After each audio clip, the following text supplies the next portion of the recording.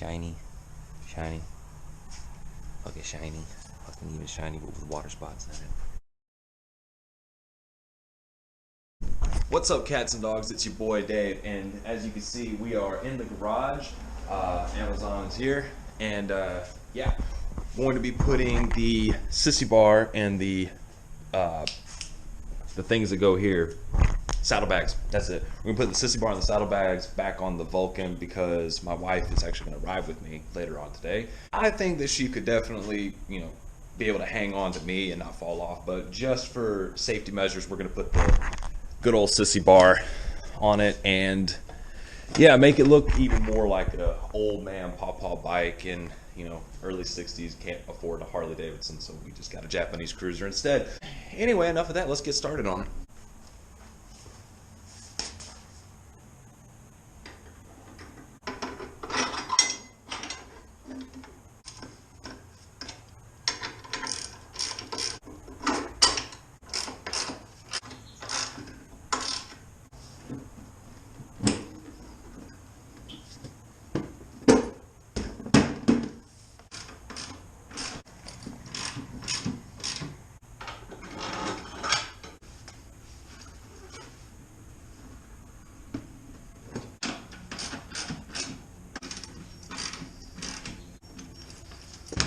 Boom!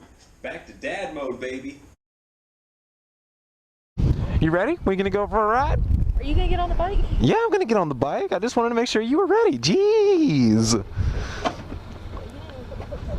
Oh no, I didn't put your foot bags down. God. Chivalry is dead. This one looks promising. Oh shit. Okay, we didn't die. That's all that matters. Good thing there's no cars in these spots, otherwise I would have just fucking T-boned them. I'm not known for making good decisions at this point in my life. Huh? What? Oh, I'm talking to the camera. I'm talking to the fans, the loyal fans of the channel. I did the hand thing because I'm edgy and I like rock and roll, and we should have went that way instead. Huh? You love me? Hey, I'm quite fond of you myself. I love you too. All right, hang on now, darling. We're gonna give her a little bit of beans now. It has been quite a long time since me and my wife have been able to ride on the bike together. And between adulthood and parenthood and, you know, life in general, we don't get to hang out a whole lot one-on-one, especially when it comes to riding a motorcycle together, which neither one of us have done a whole lot of to begin with. But she was the first girl I ever rode on the back of a motorcycle, and I think I was the first guy she dated that had a motorcycle. Don't quote me on that. She'll probably leave a comment down below talking about all the other boys that had motorcycles, but was too chicken to ever put her on the back of one. Now, one thing about this particular motorcycle that she doesn't really know, I mean, she kind of knows, but doesn't know for sure. We are in desperate need of some brakes on this thing. I mean, pads and rotors, and I have been just a little bit too lazy and caught up with other things to buy the parts and do it. So, you know, by the time you watch this video, babe, sorry, but you really did put your life in my hands today. Not to mention, also, right before we left, I checked the oil and realized that it was about half a quart low. So, there's that as well. Sorry, babe. Alright. You doing alright? Yeah. You having fun? Yeah. Do you feel awesome on the back of a bike? Well, let me tell you what, I won't need a vibrator after you. You heard it here first, folks. As always, on anything with a motorcycle, whenever you go to a parking lot, always make an entrance. And give yourself an exit, too. You want to go ahead and hop off? Sure. All right.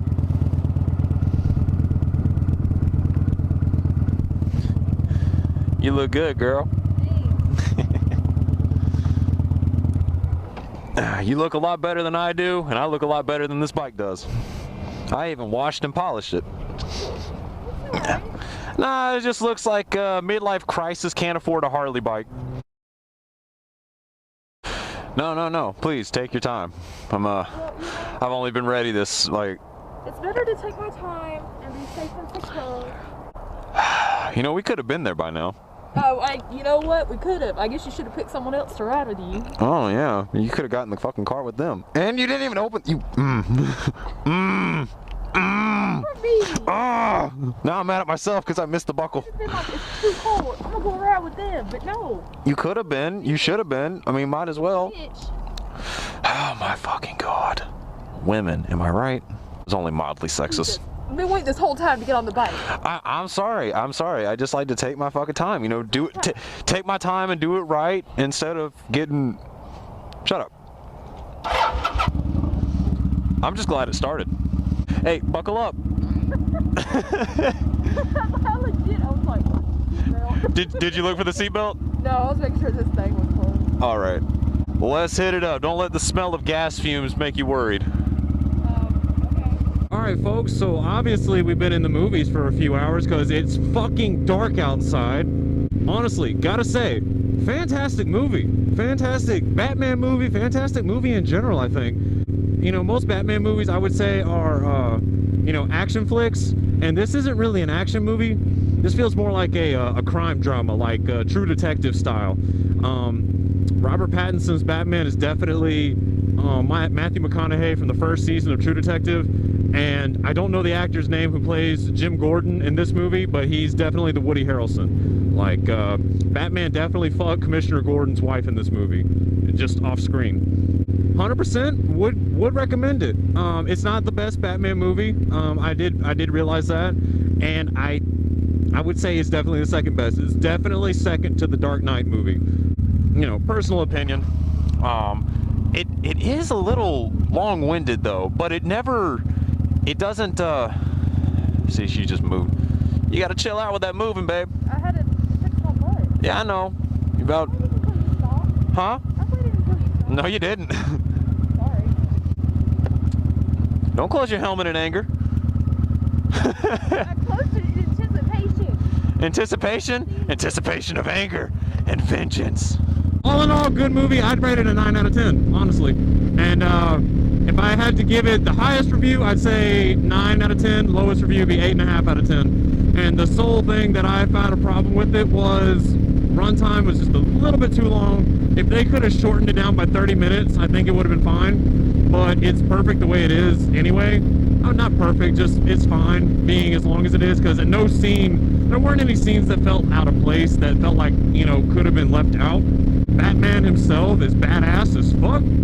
He's not the best Batman yet. He's only, in this movie, I think he's only been Batman for like 2 years, so he's still a little sloppy and kind of like learning the ropes. But you know, he's still badass, and the suit looks fucking cool. The fucking car, the Batmobile, is fucking awesome. The chase scene with it is badass. The motorcycles are badass, although you don't really, like, you know, see a whole lot of them. You kind of get the vibe that they're badass bikes. I mean, they look cool. They're kind of like cafe style bikes and shit, which, you know, cafe racers are a little overrated for my taste, but they still look cool, because a bike is a bike, and any bike is a cool bike. Alright, guys. The movie may be over, but the night is still young, and the party is not ended. We are actually headed to Van's Bar and Grill, a little local place here. Never been to it before, but willing to check it out. Figured since it's date night, might as well go and have a good time with my lady. Morning, everybody. It is the next day, and I gotta say, I am not as hungover as I anticipated I would be. Van's Bar and Grill, I'd recommend it. Pretty good food. They were pretty packed there, and it was a Saturday night, so, you know, the service was a little slow, but I can't get mad at them for that, because, you know, a lot of people that are drunk and hungry and just stupid, you know, the employees there, I think they did a fantastic job handling, you know, handling the night. I've never worked in a business like that, so I can't really tell you what they should or should not have done, but I'll give them, honestly, I'd give the place like a good like all over, I'd give it a 4 out of 5. I guess, maybe, I don't know. My first time going there, it was a pretty good experience. I'll probably end up going back. I tagged them in a little bit on my Instagram story, so, you know, if you guys follow me on Instagram and y'all saw that, you know, that's I think I tagged the right people. They did take our picture for their Facebook page, and so if you follow Van's Bar and Grill on Facebook, you're probably going to see this attractive face on the on their what's it called, profile. Oh shit, I forgot about this thing having a death wobble. Since this video pretty much started off with the Vulcan, I figured it should end on the Vulcan. Reviewed the movie, reviewed the place that we went last night, and I mean, hell, if I'm gonna ride a bike, I might as well review it too. So that's what the last half of this episode is going to be. I'm just going to give you a quick overview and review of this bike right here. Y'all know it. Y'all have seen it. It's definitely the backup bike in the stable. It's not the one I go to for everything, but it is definitely capable of doing everything I want it to do. The only thing that I have not done with this bike is send it down a dirt road. I refuse to do that. I think just a little bit too big, and if you ask me, she's just a little too classy for all that shit. So guys, there it is. The Kawasaki Vulcan 900 Classic in all of its rich Japanese heritage beauty. What do you want me to say about it? It looks like a heritage classic softail Harley, I guess. It's just oh man, I don't really know what to call it. You know what? I'm gonna say it. It is beautifully generic.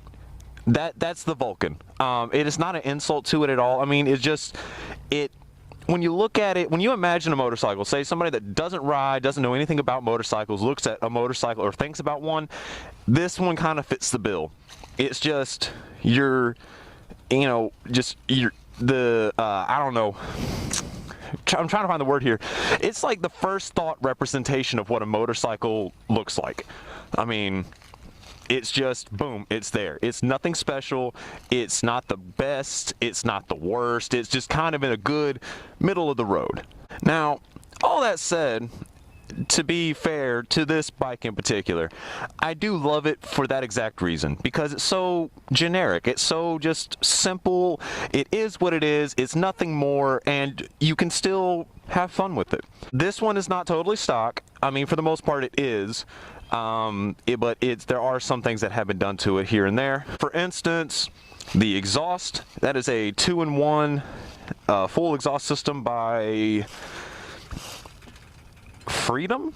I think that's a Freedom exhaust. I think that's what it says. Look, I don't know. The exhaust was on the bike when I got it. My dad put it there, and it did have like two, like just, you know, regular. It wasn't a 2-in-1. It was just two pipes. 2 to 2, I guess, is what you'd call it. The crash bar here is also aftermarket, along with the little highway pegs. Those did not come on the bike. That was also, again, an add-on that was added on. The handlebars. Those are not stock handlebars. I put those there. These are 10-inch mini apes that I put on because, first off, I like ape hangers. I think they look cool on bikes like these. I think they look cool on the Bolt too, but if I could find a set of chrome T-bars for this bike, it would fucking have them, and that is a promise. The reason behind these bars is I'm a tall dude, and this bike fits me very, very well. The problem was the handlebars were like these really low, really wide beach bars, so I was actually riding like this, and it actually had my wrist like turned outward. It wasn't bad, but it was very uncomfortable after maybe just 5 miles because of have previously broken this wrist. It would kind of get it sore holding it there and having to work the throttle and the front brake and everything. So it was uncomfortable for me, and that's why I changed it. And these bars actually make the bike handle a lot better, in my opinion. Now, one thing that this bike did come with that you're not seeing is this big windshield that is not right here because it's up in my attic. Mainly because it looks terrible. It looks goofy as hell to me. It makes it look like a cop bike. That said, it is high quality, and it does have the Vulcan logo on it. It has that logo on it. It is very nice, and it is adjustable. You can actually adjust it going up or down, you know, make it taller if you needed to. But I hate the way it looks, and I get wind buffeting off of it because I do sit up a little bit taller, and you know, it just feels like someone's like tapping the top of my head the entire time. So I took it off. And now I will say, when it rains, if you have that windshield on, you are not getting wet. I will tell you that much. Just stay moving. You will not get fucking wet with that windshield on. So on to the biggest gripe that I have about this bike. The beads. Just why can't I take these off? Why are they here? It looks so goofy, and that takes away nothing from the bike itself. It's just an aesthetic choice that I hate so much. I get it. It's got chrome on it. It looks good. It's classic. It's heritage. But sorry, that looks awful. It just, like, from the front of the seat forward on the bike, cool, classy, beautiful, shiny. I mean, dude, hell yeah. Look at that. Look at that. Just don't look at the back half of the bike. Look at it from the back of the tank forward. Man, that's cool. Then you look here and you're like, why? Why do it? Just make it all blank, dude. I'm not mad at Kawasaki.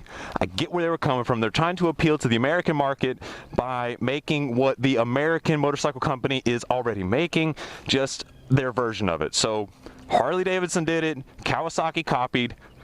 No one can do it right because it all looks terrible. Getting off my soapbox now, my bad. 900cc, water-cooled V-twin, 5-speed transmission.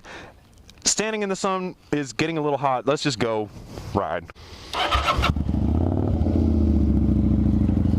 I know you guys have heard this bike before, but not like this. Didn't realize it made the bag shake. That's kind of cool. Anyways, after saying all the quote-unquote bad things about this bike, I do have to give credit where credit is due. This thing does handle very well for its weight. You know, 1 brake per wheel, nothing special. Single caliper in the front, like most cruisers. And I mean, as you can see, the 0 to 60 on it isn't that bad. The forward controls on this bike are phenomenal. Everything about this bike is very comfortable, except for really the seat, to me. I wish I kind of had more of like a Saddleman step-up style seat on this one, so I could be kind of like locked into place. And my voice just cracked. I'll put it to you like this: even having the forward controls, I rarely find myself using the highway pegs. I'll do it every now and then, but just as, you know, shits and gigs or if I'm bored. But as far as needing them, I never really have. In all honesty, buying a bike brand new is,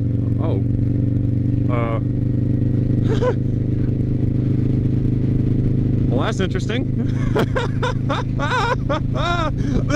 handlebar grip just came off. Oh, snap. Let's put that back on. You know, I've always wondered what it's like to ride without a grip. Oh, that's not, I mean, I don't really notice it. It's just kind of like holding on to a bare handlebar. We're just gonna put it back because I'm gonna lose it if I don't put it back on now. I can't get it back on. Oh no. There it goes. There it goes. I got it. Hell yeah. Anyway, guys, I'm wrapping up this long ass video now. Thank you for watching. Thank you for riding along. Follow me on Instagram and Twitter at StrayAwayDave. Like, subscribe, notification bell, blah, blah, blah, blah, blah, blah, blah. The same old shit, different day. Thank you guys again. And remember, it's okay to be a stray. Peace.